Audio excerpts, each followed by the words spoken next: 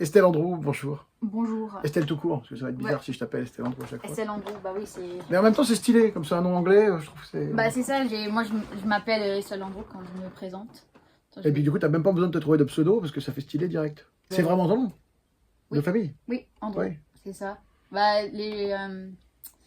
tu vois, les Australiens, ils pensent que c'est bizarre, parce que c'est deux prénoms. C'est deux prénoms, ouais. C'est ça. Ouais, mais du coup, ton père, il est français? Il est australien. Ah, il est australien? Oui. Oui, d'accord. Et ma mère, elle est française, elle est d'ici. Mais du coup, Andrew, ça sonne anglophone, ouais. Ouais, bah c'est ça. Bah Estelle, français. Oui, mais Estelle, il y en a partout. Mais tu connais la Estelle connue? American Boy. American Boy, voilà, exactement. C'est ma chanson. Exactement. Ça marche pas, c'est une horreur. Donc Estelle Andrew, qui est sur Recordbox, qui a déjà son contrôleur, Bah oui, déjà... qui rigole pas dès un début d'année, quoi.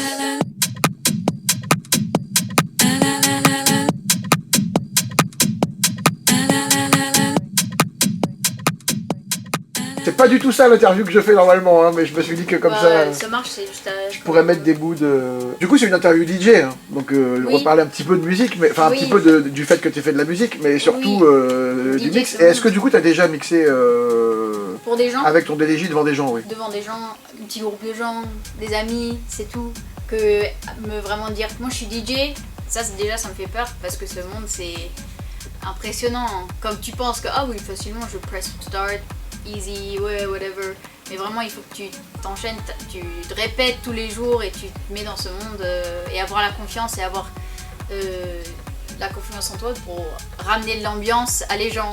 Et ça quand tu fais aussi la musique et écouter l'autre chanson et après avoir leur chanson, voilà, ça j'ai besoin d'avoir plus de confiance à être prête pour faire ça et j'aimerais plus pas le faire avec mon DJ FLX4 parce que ça c'est plus à la maison, c'est un home studio vibe que j'aimerais bien vraiment apprendre sur les CDJs parce que tu vas trouver ça dans tout. Tu n'emmènes pas ton DJ FLX4 vraiment. Bah oui, je suis pas DJ yet. Exactement. Comment es-tu devenue DJ? Même Oui. si je sais qu'au départ tu es surtout musicienne. Oui, bah en fait c'est marrant parce que j'étais très contre le monde DJ. Tu vois, même être dans une boîte et écouter, j'ai encore des boom boom. Oh non, moi j'ai envie de la vraie musique, tu sais, les musiciens. C'était l'année dernière que je suis vraiment. J'ai commencé à être dans ce monde et j'allais en boîte et j'écoutais, je disais en fait non, waouh. Et je regardais les DJ. Maîtriser avec les vinyles, tu sais les DJ vinyles, et regarder ça, je disais waouh, ok d'accord, ils font ça. Là tu parles d'Australie? Oui. T'as encore des DJ vinyles en ce moment en Australie? Oui, on en a beaucoup qui Et c'est du vinyle timecode ou c'est du vrai vinyle? vrai vinyle. J'ai commencé dans ce monde, et après j'ai commencé à faire des raves, on appelle les raves, tu sais, qui sont... On sait pas où c'est.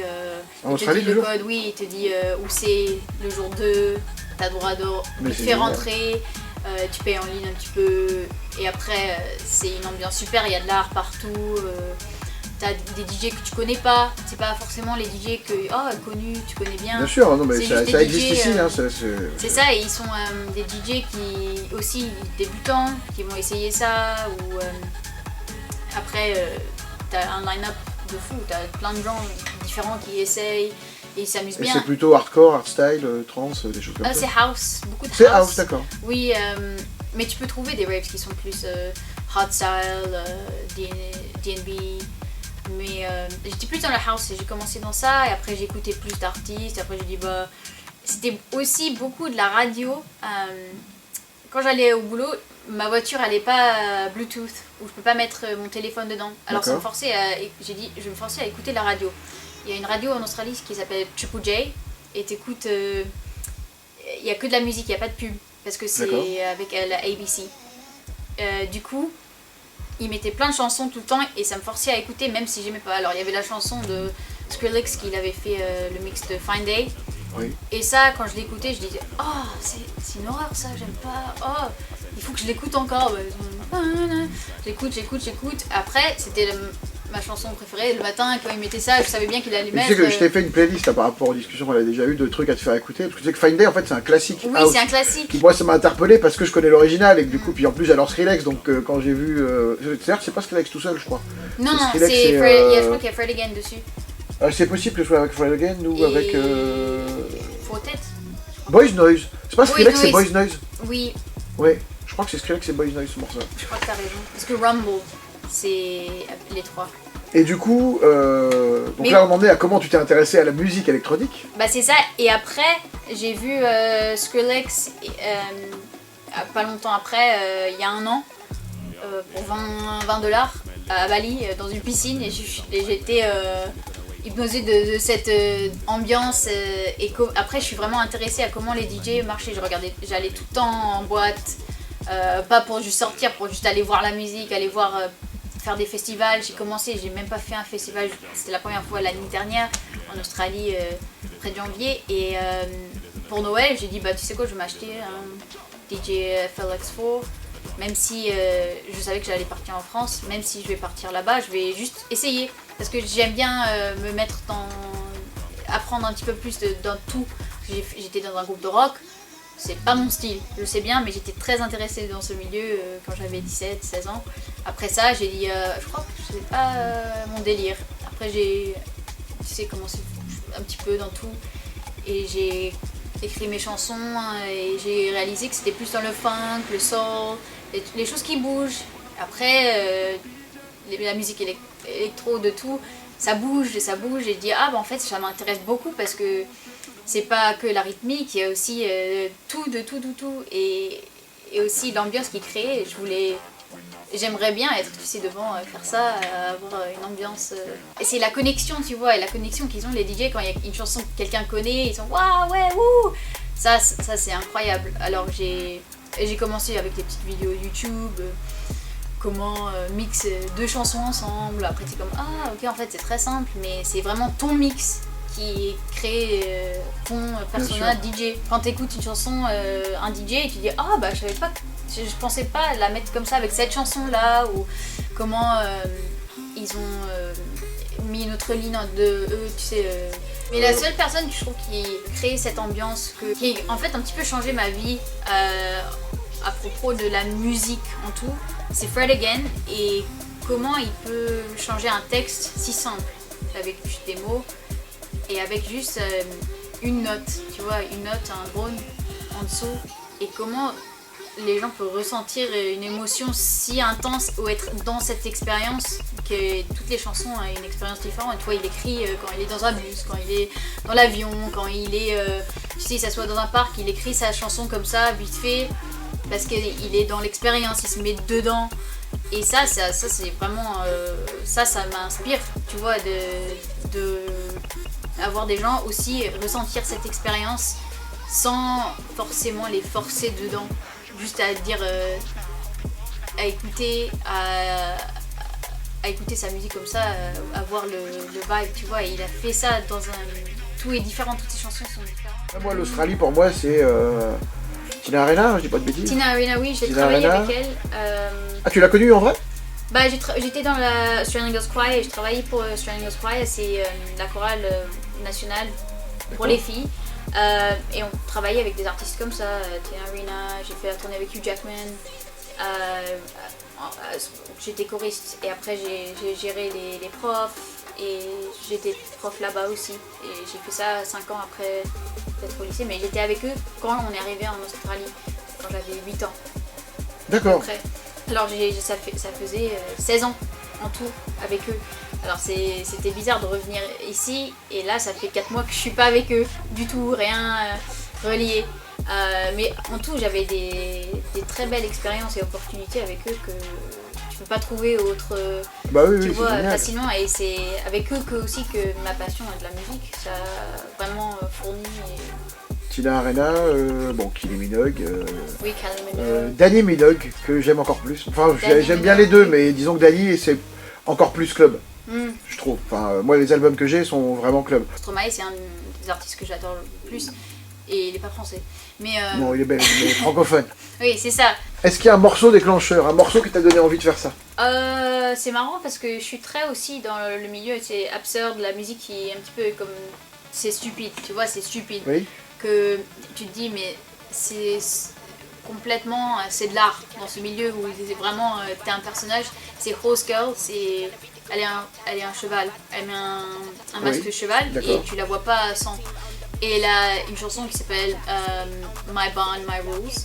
Et c'est rigolo parce que tout ce qu'elle parle c'est d'être un cheval. Je l'ai vu aussi cette année et moi j'adore complètement les gens vont complètement se lancer et danser sur cette musique et c'est si marrant parce que aussi ça bouge, c'est super et j'aimais bien et c'était une chanson franchement qui m'a dit bah oui j'aimerais bien parce que c'est ça, c'est l'art. Est-ce que tu as un exemple de morceau pressenti, c'est-à-dire en fait un morceau que tu as connu avant que ça devienne un succès, soit par exemple parce que tu avais l'album et puis que c'était pas encore un single ou que tu as connu vraiment au tout début et où dès que tu l'as entendu tu t'es dit bah ça c'est sûr que ça va devenir un gros tube. Moi c'est le groupe Greta Van Fleet, c'est un groupe de rock. Oui. J'ai commencé à écouter, ils avaient même pas un album qui était sorti, c'était un EP. Ils avaient sorti une chanson pour leur album et ils avaient même pas 50 000 abonnés sur leur Insta. Ils étaient très petits, tu pouvais même envoyer un message. J'avais beaucoup d'artistes comme ça avant parce que je recherchais beaucoup. Et maintenant, là, je les ai vus quand ils étaient à Sydney, ils avaient pas beaucoup, ils avaient sorti un album. Là, ils ont 3 albums sortis. Il fait tous les grands festivals, je les ai vus à Carcassonne et c'était complet. Ah ici, donc ils sont connus ici aussi. Ils sont connus partout, ils sont énormes, ils font des stades maintenant, ils ont travaillé Metallica et tout ça. Que avant, je savais qu'ils allaient être très connus parce que c'était différent, c'était juste pour la musique, c'était pour Peace, Love and Unity. Et musique c'était ça et je savais que c'est la même chose avec un petit peu Youngblood. Je connaissais quand il avait sorti 2 chansons mais je savais qu'une des chansons ça allait et j'ai envoyé un message. Je l'ai en vinyle là je crois. Ah bah voilà, tu vois j'ai parlé l'autre jour avec mon petit copain et dire tu connais Youngblood j'ai envoyé un message à Youngblood, il me répondait oui merci, tout ça. Il était si petit, maintenant il a 4 millions abonnés sur son Insta que je dis bah je l'écoute plus, mais je savais en moi que lui, bah oui, il allait enchaîner. Alors à l'inverse, est-ce que tu as un exemple de morceau qui marche à mort mais tu comprends pas pourquoi? Ah, ça c'est marrant. Bah moi c'est une artiste, je comprends pas et je vais jamais comprendre et ça c'est Taylor Swift. C'est rigolo. C'est quelqu'un, comme la musique c'est la musique et c'est à nous on a tous notre opinion mais je comprends pas comment... Tu comprends pas le succès généré par Taylor mais c'est pas succès, c'est comme un waouh, elle est incroyable que tu vois, tu compares, il y a des gens qui disent bah Beyoncé c'est pas aussi, mais Beyoncé c'est complètement différent, elle sa voix elle a un talent comme pas avec Taylor Swift que ta voix elle est pas là un exemple c'est et moi j'aime bien, je trouve que c'est très bien fait. C'est Sabrina Carpenter, elle vient c'est partout, tu vois, c'est partout, elle est partout, mais c'est très bien fait comment le concept derrière, ils utilisent de la musique, des samples des 2000, tu sais, les pop girls, ça revient ce milieu de pop, dance. Bah, comme les Spice Girls qui sont derrière toi là. C'est ça, Camila Cabello, elle a fait la même chose. Brad Summer, ça Brad, il est incroyable cet album. Pour moi, il est incroyable cet album. Ah oui, incroyable. Mais ici, c'est pas beaucoup un succès, ça. Et aussi, elle est allée dans le milieu DJ. Depuis le début, elle fait des sons. Elle avait fait une reprise de Alors on danse. Oui, oui. Elle est géniale cette reprise. Enfin, c'était avec Jack Jones, je crois. Ou je sais plus. Enfin, s'il y avait un DJ avec elle. Jack Jones, peut-être, oui. Parce que lui, il a aussi travaillé avec Ray. Et Ray, c'est un autre. Donc, toi, t'as 8 chansons à toi je reviens là-dessus. Mais... Oh non, j'en ai plein. Non, mais t'en as 8 que tu joues. Non, plus. Bah, tout le temps, ça dépend quel set que je fais, qu'est-ce qui est le vibe, tu vois, si c'est funk, bah je fais les chansons funk, ou j'ai des chansons qui sont plus jazz, comme les chansons qui ont beaucoup de syncopation, tu sais, quand c'est un petit peu off le beat. Du coup, à chaque fois que tu as fait ça en public, c'était avec des musiciens ou tu l'as déjà fait en bande-son? Alors j'ai commencé toute seule, avec mon piano, et après j'ai dit, tu sais quoi, j'aimerais bien, avec mon pote, faire un groupe de funk. On est 9, on a tout, parce qu'il n'y a pas beaucoup de ça à Sydney. Et on voulait faire, tu sais, des covers de funk, parce que tout le monde aime bien le funk. On danse dessus, tu sais, Earth, Wind, Fire, tout ça, c'est aussi, ma mère m'a fait écouter tout le funk, comme Prince, Earth, Wind, Fire, tout ce qui bouge, c'est vraiment dans mon sang. Alors on a dit, bon, on va faire ça, on va commencer. Mais avec ce groupe-là, on n'avait pas vraiment de spectacle, on s'est pas mis à pousser. J'ai dit, tu sais quoi, j'ai des chansons, j'aimerais bien essayer avec vous. On peut faire un petit spectacle avec quelqu'un d'autre, peut-être ça va marcher. Et ça a marché, tout le monde était, waouh, c'était trop bien avec les cuivres. Ça, on ne voit jamais. J'ai dit, bah ouais, c'est bien. Alors j'ai continué, et c'était difficile. Je vais avoir 9 musiciens dans un espace pour répéter. On est tous musiciens, on travaille. Aussi on travaille et on étudie et on a des autres spectacles avec des autres gens où on a notre musique. C'était impossible. Alors tous les spectacles que j'ai fait, c'était jamais la même chose. Il y avait toujours un musicien différent. Et ça c'était bien parce que ça créait aussi... Une petite différence à chaque... Bah oui c'est ça, je donnais aussi la liberté. Tu vois, j'ai les cordes, il y a la tempo, il y a tout. Mais c'est à toi de décider qu'est-ce que tu veux faire dans ton... si je te donne, bah allez, go. Ou si tu veux... Tu peux faire un petit solo de... un solo ça, ou si tu as quelque chose à mettre, tu mets dedans. Alors toutes mes chansons c'est un petit peu créé avec plein de gens qui ont essayé, qui ont dit ouais pourquoi pas ça, ouais, c'est ça. Voilà. C'est ça que j'adore, c'est la connexion, ça revient à pourquoi je le fais, c'est pour avoir eux, leurs idées, et après je le relance dans le monde, mais aussi c'est à moi, c'est très mes expériences et je me souviens quand j'ai écrit la première chanson de funk, ça s'appelle Sensitive, sensible. Et ça, c'était qu'est-ce qui m'a vraiment mis à me donner de la confiance à être dans ce milieu et créer des spectacles comme ça avec mes amis. Et on a fait des beaux spectacles où c'est très bien amusé. C'est juste, on adore jouer de la musique. C'est pas pour l'argent, on n'a jamais eu beaucoup d'argent du tout de ça parce que c'est. Et tu fais de la musique, t'as un clavier maître ou un truc comme ça, non? Un MIDI? Oui. Oui. Bah, j'ai un MIDI, j'ai un Node. Un Node, c'est un clavier qui est très cher, très cher. Mais il est en Australie, tout est en Australie. J'avais ma question qui était quel est ton premier matos DJ, mais t'as déjà répondu aussi. Oui. FLX4. Oui. Quel est ton matos actuel? Bah c'est le même, vu que tu débutes. Oui. Quel est ton meilleur souvenir de soirée? Je crois que c'est juste une soirée où j'ai dit bah moi je DJ et je vais vous montrer qu'est-ce que je peux faire maintenant. Et déjà ils étaient impressionnés, ils disaient waouh c'est incroyable, oh j'adore ça. C'était la première fois que tu le faisais? Ouais, la première fois, là, franchement c'était... Bah aussi parce que quand ils voient ça, parce qu'ils vont critiquer bien sûr, parce qu'ils vont dire oh bah c'est pas la musique, c'est pas la vraie musique.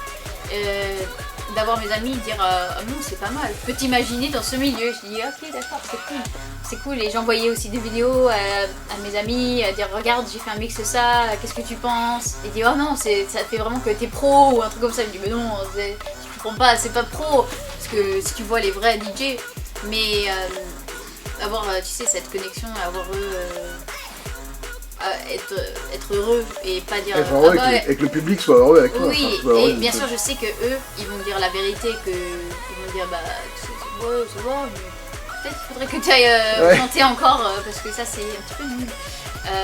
Ça me donnait de la confiance et aussi l'ambiance, tu vois, déjà je peux m'imaginer devant un public. Question inverse, ton pire souvenir de soirée? Il n'y a que quand tu sais pas tu sais si tu fais une bêtise et tu fais comment je sors de ça. Tu sais quand t'es débutant tu t'as pas tous les petits tips and tricks, je remets comme ça, tu sais il faut que je le mets comme avec ta main. Oui, pour rattraper. Mais je le sais pas bien, alors ça va tout, il faut que ça va être pire, ouais. Mais j'ai pas recommencé ou rien, ça c'est bien, mais c'est quand ça mixe pas bien, ou tu pensais que cette chanson et t'as pas écouté assez, que c'est le drop il est là et t'as pas mis là, ou tu fais en repeat, là il y a des choses comme ça, bien sûr ça te fait stresser, c'est juste le stress de est-ce que je peux le... Ah ouais ça va aller, il y a que ça. Ma dernière question de l'interview normale avant de passer au truc de la fin, c'est juste ton morceau du moment. C'est pas sorti, ça sort vendredi, mais c'est Fred Again, c'est pour ça, je l'ai vu 2 fois en spectacle.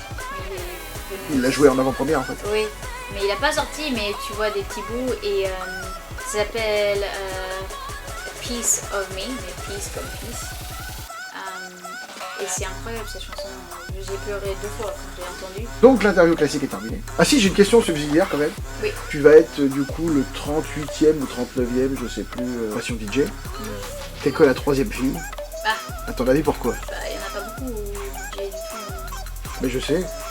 Mais c'est dommage. dommage. Oui, c'est ça, bah c'est dommage parce que c'est un... Bah on voit que ça, on voit que... Bah maintenant j'en vois plus parce que tous, mais j'ai Nia Archives que j'adore, Post Girl, Pretty Girl, et Sarah Landry qui est top en... Les techno, tu la connais, elle est incroyable.